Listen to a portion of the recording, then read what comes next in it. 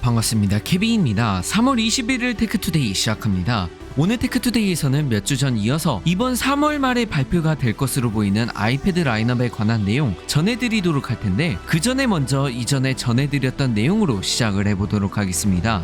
이전에 이번 아이패드 라인업이 몇 주 전에 발표가 될 것으로 보여졌으나 실제로는 M3 맥북 에어만 발표가 됐었습니다.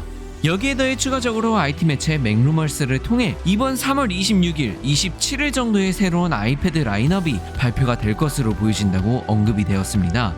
현재 이미 아마존과 같은 미국 쇼핑몰에 새로운 아이패드용 서드파티 케이스가 등록되고 있는 상태고, DSCC CEO 로스 형에 의하면 이번에 출시될 아이패드 에어와 아이패드 프로 같은 경우 4월부터 배송이 시작될 것으로 보여진다고 추가적으로 언급하였습니다.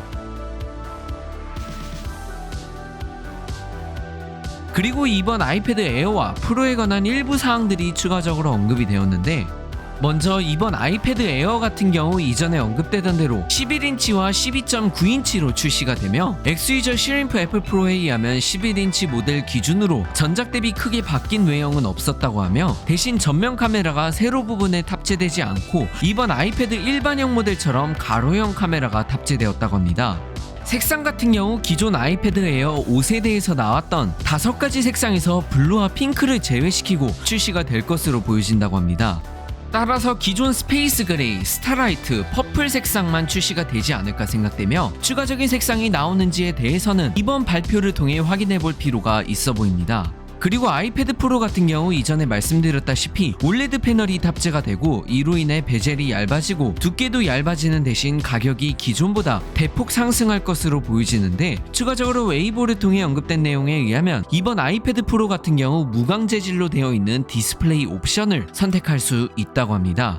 무광 재질로 되어 있는 디스플레이 옵션 같은 경우 애플의 프로 디스플레이 XDR처럼 나노 텍스처 글래스가 탑재된 모델이며, 굉장히 밝은 환경에서 주변 빛 반사를 방지해주고 이미지 퀄리티 부분에서도 개선되어 보여줄 것으로 보이고, 베젤 같은 경우도 실제로 굉장히 얇아지면서 전작보다 10에서 15% 정도 얇아질 것이라고 합니다.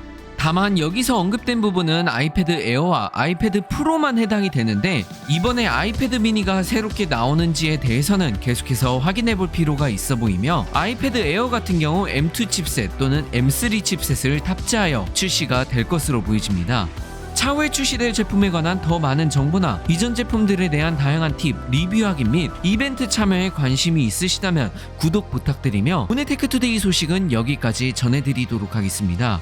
시청해주신 여러분 고맙습니다.